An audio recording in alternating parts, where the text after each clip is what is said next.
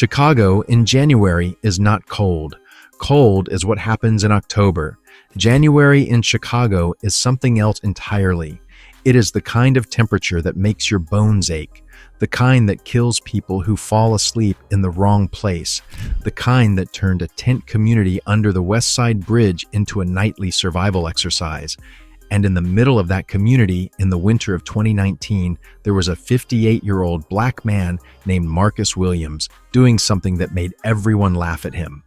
Marcus had been homeless for 7 years by then.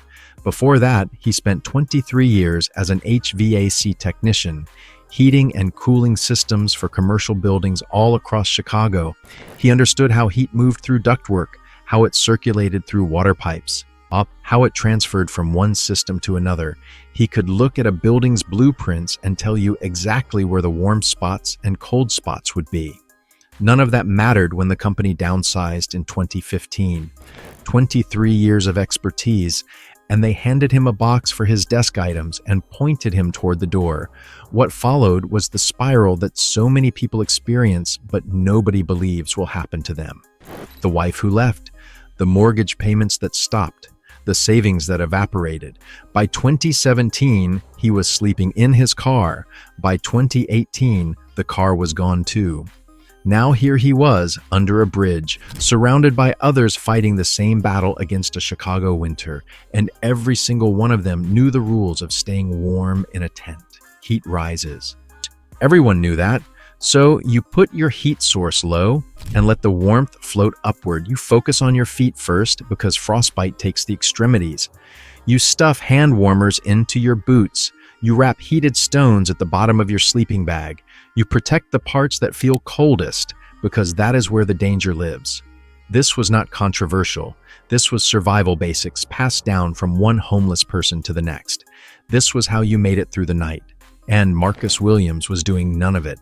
The younger guys in the camp noticed first. They watched him prepare for bed one night when the temperature had dropped to -8 with wind chill.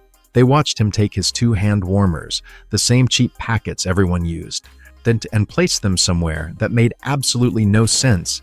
He tucked them into his pants, high up, against his inner thighs. Someone laughed out loud.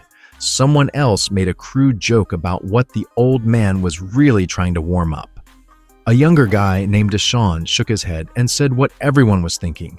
Heat goes at your feet, old-timer. Everyone knows that. Marcus did not argue. He just zipped himself into his sleeping bag and went to sleep. Here is what nobody understood that night. They were all following rules that felt logical, but violated basic thermodynamics. They were heating the endpoints of a system instead of heating the system itself. They were doing the equivalent of trying to warm a building by blowing hot air at the windows instead of firing up the furnace. Marcus knew this because he had spent over 2 decades understanding exactly how heat moves. And heat does not care about what feels intuitive. Heat follows physics, and physics said that everyone under that bridge was wasting their warmers on the wrong part of their bodies.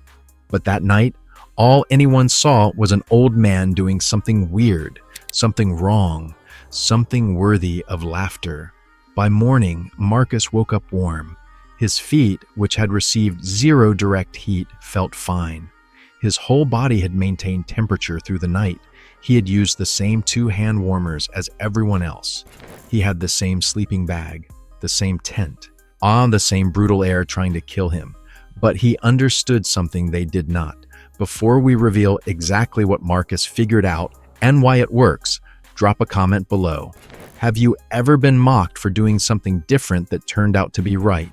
Let us know, because what Marcus discovered that winter is about to change how you think about staying warm forever. There is a saying that Marcus repeated to anyone who would eventually listen. You do not heat the rooms. You heat the system that heats the rooms. In commercial buildings, this is obvious.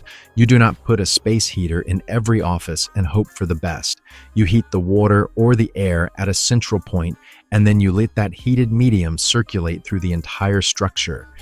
The pipes carry warmth to every radiator. The ducts carry warmth to every vent. One heat source, properly placed, warms an entire building. Your body works the exact same way. Your heart pumps 5 to 6 liters of blood through your system every single minute. That blood is your circulation medium. It carries oxygen, nutrients, and most importantly, heat.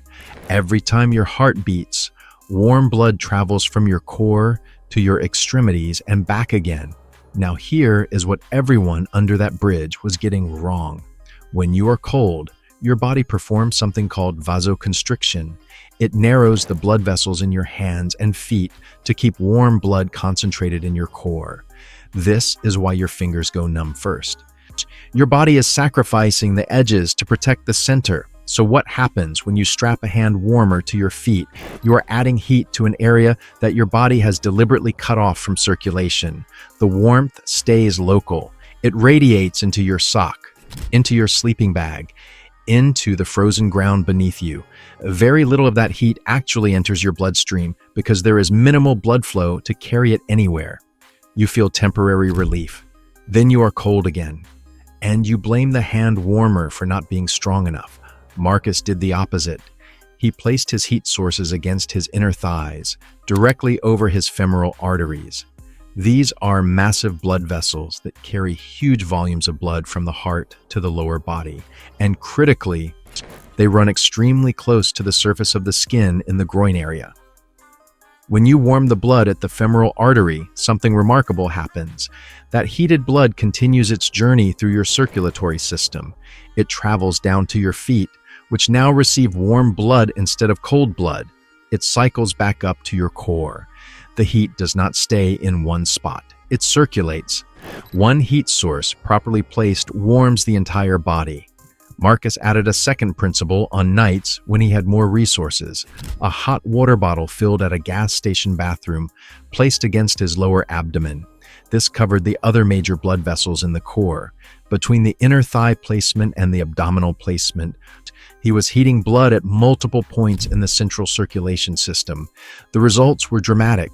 On nights when others woke up shivering after 2 hours despite having warmers on their feet, Marcus stayed comfortable for 4 hours or more.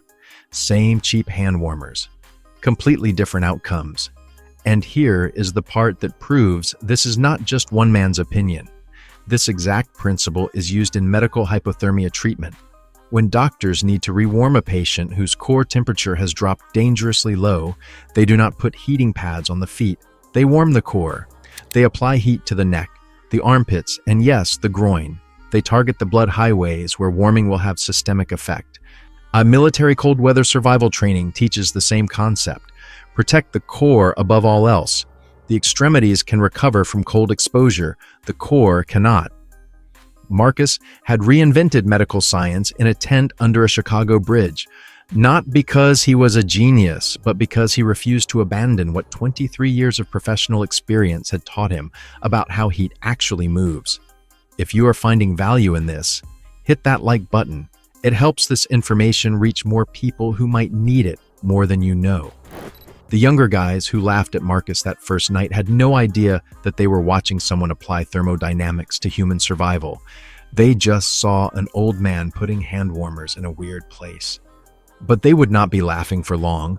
The first person Marcus taught was Deshaun, the same young man who had told him heat goes at your feet, old-timer. A few weeks after that first cold night, Deshaun was struggling. His feet were wrapped in every warmer he had, and he was still shivering uncontrollably. Marcus walked over and made a simple offer. "Let me show you something."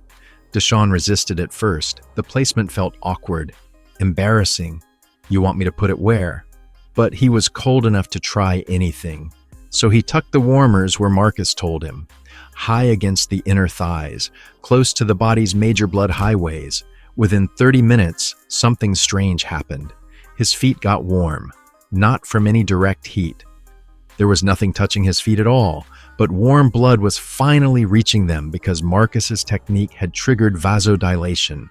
The blood vessels had opened. The circulation system was doing what circulation systems do when properly heated. Deshaun became an immediate convert, and he told everyone. Word spread through the Chicago homeless community faster than anyone expected. People started asking for the old HVAC guy, the one who figured out heat. Someone started calling him Furnace, and the name stuck. Within a single winter, Marcus went from the guy doing it wrong to the guy everyone wanted to learn from. Not everyone accepted it. Some refused because the placement felt too strange. Others stuck with tradition because change is hard even when you are freezing. But those who tried Marcus's method rarely went back to extremity heating. The results were too obvious to ignore. The science was never complicated. It just required thinking about the body as a system instead of a collection of parts. You are not a house with rooms that each need their own heater. You are a house with a circulation system that needs one heater in the right place. Heat the system, not the symptom. That became Marcus's phrase, the thing he repeated whenever he taught someone new. Today, Marcus volunteers at a warming center on the south side. He still lives in transitional housing, still rebuilding a life that fell apart years ago. But every winter, he shows up to teach newly homeless individuals how to survive their first cold nights. He demonstrates the placement. He explains the femoral arteries. He tells them about his HVAC days and how understanding buildings helped him understand bodies. And he still gets called furnace by the people who remember those winters under the bridge. There is a lesson here that goes beyond staying warm. Sometimes the wrong way is only wrong because nobody questioned the right way. Sometimes the expert sees what the crowd misses because the crowd never learned to see it at all. And sometimes the person laughing at you is the person who needs your knowledge most. Marcus spent 23 years heating buildings. When life put him in a frozen tent, he did not forget what those years had taught him. He applied it. He adapted it. He became the warmest man under the bridge, while everyone else followed rules that physics never agreed with. So, what does this mean for you? It means that if you ever find yourself with limited heat resources, whether you are camping, facing a power outage, or just trying to make 2 hand warmers last through a freezing night, you now know what Marcus figured out. Do not heat your feet, heat your blood. Place warmth against your inner thighs, your lower abdomen, your core. Let your circulation carry that heat to every part of your body. Work with biology instead of against it. And maybe the next time someone laughs at you for doing something different, remember the man they called furnace, the man who was right when everyone said he was wrong. If this story changed how you think about heat, survival, or questioning what everyone else assumes, subscribe to this channel. We are finding the people who figured things out the hard way and sharing what they learned. Marcus Williams kept himself warm with physics and patience. You can too.